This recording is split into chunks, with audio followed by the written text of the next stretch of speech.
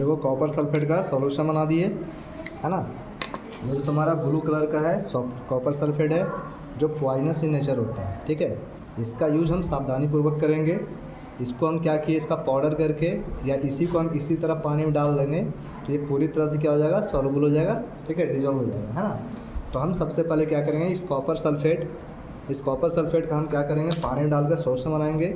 और इस सॉल्यूशन बनाने के बाद हम क्या करेंगे, इसमें कुछ आयरन नेल, मतलब क्या है, कुछ 2-4 कांटी इसमें हम डाल देंगे, ठीक है। डालने के बाद हम क्या करेंगे, इसको कुछ देर के लिए छोड़ देंगे। हम क्या करेंगे, इसको 5 से 10 मिनट के लिए छोड़ देंगे। जब 5 से 10 मिनट के लिए छोड़ देंगे तो हम क्या देखेंगे कि ये जो आयरन नेल होता है, ठीक है, इसका देखो कलर कैसा है, ये थोड़ा सा क्या है, ब्राउनिश टाइप है ना।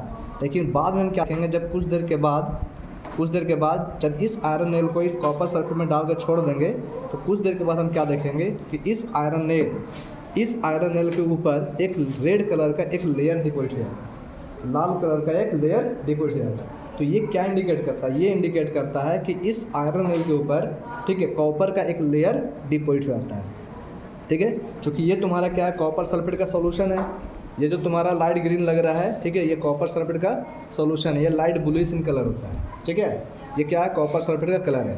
लेकिन जब इसमें हम आयरन नेल डालेंगे ना तो हम देखेंगे क्या कि इस कॉपर सल्फेट का जो ब्लू कलर है ये थोड़ा सा क्या होगा, लाइट ग्रीनिश इन कलर में चेंज हो जाएगा, ठीक है। लाइट ग्रीनिश इन कलर हो जाएगा, लाइट येलोइश इन कलर हो जाएगा।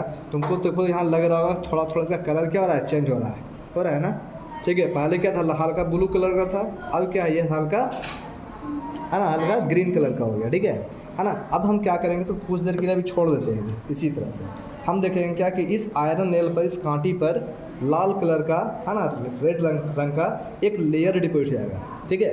तो जो रेड कलर का जो लेयर डिपॉजिट होता है ना, वो रेड कलर किसका होता है, कॉपर का होता है, ठीक है। वो क्या होता है, कॉपर का होता है, ठीक है। यानी इसका मतलब क्या है कि कॉपर सल्फेट से कॉपर क्या होता है, अलग होकर इस आयरन के ऊपर, इस Fe के ऊपर, इस कांटी के ऊपर जाकर एक लेयर डिपॉजिट कर देता है ना। यानी इस रिएक्शन को हम क्या कहते हैं, इस रिएक्शन को हम डिस्प्लेसमेंट रिएक्शन कहते हैं या विस्थापन रिएक्शन कहते हैं। कौन सा रिएक्शन, विस्थापन रिएक्शन कहते हैं, ठीक है, या डिस्प्लेसमेंट रिएक्शन कहते हैं, ठीक है। अब देखो हम क्या करते हैं, कुछ देर तो हो गया है, हम देखो यहाँ पर निकालते हैं, शायद हो गया हो, देखो, ठीक है। हालांकि इसको हाथ से नहीं निकालना है, देखो इसमें थोड़ा सा क्या है, देखो तो यहाँ पर क्या इस पर रेड कलर का डिपॉजिट है, है ना। देखो रेड कलर का एक लेयर क्या है, डिपॉजिट हो गया है ना। ये रेड कलर का जो लेयर डिपॉजिट है वो किसका है, ये कॉपर है। देखो यहाँ पर ये जो तुम्हारा दिया हुआ है, ये कॉपर का एक लेयर है ना। ये तुम्हारा क्या, देखो ये कॉपर है ना, ये कॉपर का एक लेयर क्या इस पर डिपॉजिट हो रहा है। और यहाँ देखो ये जो तुम्हारा जो सॉल्यूशन है, ये तुम्हारा लाइट ग्रीन जो सॉल्यूशन है, ये लाइट ग्रीन सॉल्यूशन किसका हो गया, पहले था कॉपर सल्फेट का सॉल्यूशन, लेकिन ये अब ये जो है कॉपर सल्फेट का जो सॉल्यूशन होता है वो लाइट ब्लू कलर का होता है, लेकिन ये लाइट ग्रीन हो गया। तो लाइट ग्रीन क्यों हो गया, ये हो गया फेरस सल्फेट बनने के कारण। पहले कॉपर सल्फेट था, अब क्या बन गया, फेरस सल्फेट, ठीक है ना।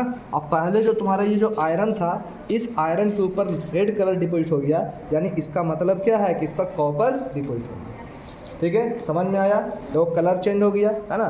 इसी को कहते हैं डिस्प्लेसमेंट रिएक्शन। यानी ये जो एक्सपेरिमेंट हो रहा था ये था ना, ये तुम्हारा डिस्प्लेसमेंट रिएक्शन था, ठीक है। देखो हम इसका भी निकाल, देखो यहाँ पर रेड कलर है डिपॉजिट, है ना, देखो रेड कलर, ठीक है। उसी प्रकार देखो यहाँ पर, ठीक है, यहाँ देखो इस पर भी है ना रेड कलर, है ना, देखो सब देखो रेड कलर हो गया ना, ठीक है ना। तो इसे हम क्या करेंगे, सावधानीपूर्वक एक्सपेरिमेंट करेंगे और हाथ को इसके बाद क्या करना है, साबुन से जाकर धो लेंगे, ठीक है। समझ में आया, है ना।